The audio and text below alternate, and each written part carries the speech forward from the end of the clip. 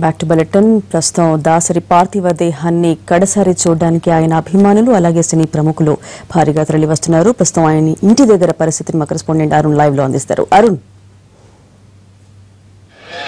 స్వాతి, దాసరిని కడసారి చూసుకునేందుకు ఆయన అభిమానులు ఇప్పటికే ఇక్కడికి రావడం జరిగింది. ఈ రోజు ఉదయం హరికృష్ణ అలాగే వడ్డే నవీన్ సినీ ప్రముఖులందరూ ఇక్కడికి వచ్చి తనకి నివాళులు అర్పించడం జరిగింది. కొద్దిసేపట్లో రెండు రాష్ట్రాలకు సంబంధించిన సీఎంలు కూడా దాసరి ఇంటికి వచ్చి ఆయన పార్థివ దేహానికి నివాళులు అర్పించేందుకు చర్యలు తీసుకున్నారు. దానికి కావాల్సినటువంటి ఏర్పాట్లు ప్రస్తుతం పోలీసులు ఇక్కడ చేస్తున్న విజువల్స్ మనం లైవ్ లో చూడవచ్చు. కడసారిగా సినీ దిగ్గజం అలాగే సినీ గురువుగా భావించేటువంటి దాసరికి పెద్ద నివాళులు అర్పించడానికి కావాల్సిన చర్యలన్నీ తీసుకున్నారు. ఇప్పటికే రాజకీయ అలాగే సినీ ప్రముఖులందరూ కూడా దాసరిని కడసారి చూసుకోవడం కోసం ఇక్కడికి వచ్చి వెళ్ళిపోయారు.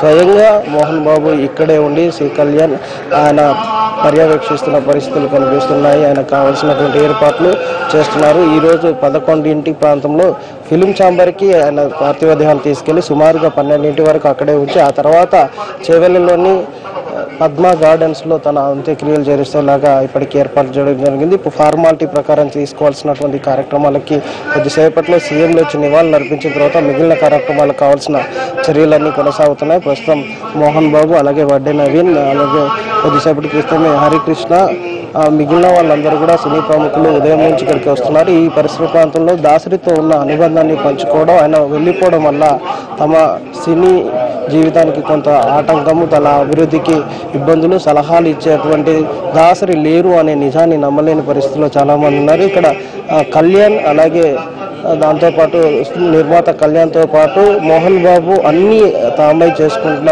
అన్ని ఏర్పాట్లు చేస్తున్న పరిస్థితులు అయితే కనిపిస్తున్నాయి. ఇక్కడికి వచ్చే వాళ్ళకి ఎలాంటి ఇబ్బందులు జరగకుండా ప్రముఖులు వచ్చినా అలాగే సామాన్య జనానికి కూడా ఈజీగా ఆయన సందర్శించి ఆయన చివరిసారి దర్శనం చేసుకుని వెళ్ళిపోయేలాగా ఏర్పాటు చేయడం జరిగింది. ఈరోజు 5:30 నుంచే ఇక్కడ చుట్టుప్రక్కల ఉన్నటువంటి ప్రాంతానికి సంబంధించిన వాళ్ళు అలాగే మిగిలిన ప్రాంతాలకు సంబంధించినటువంటి వాళ్ళు కూడా సినిమాకు సంబంధించిన వాళ్ళందరూ కూడా ఆయన పార్థివ దేహాన్ని సందర్శించుకొని నివాళులు అర్పించుకుంటూ వెళ్ళిపోతున్న పరిస్థితి కనిపిస్తుంది.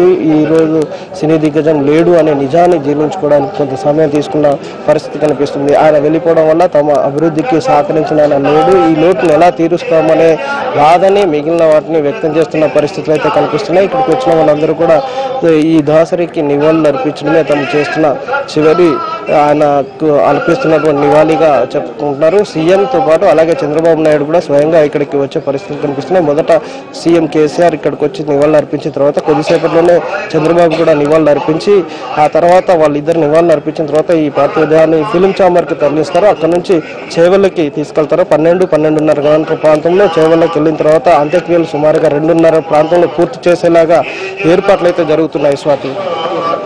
Right Arun, thank you.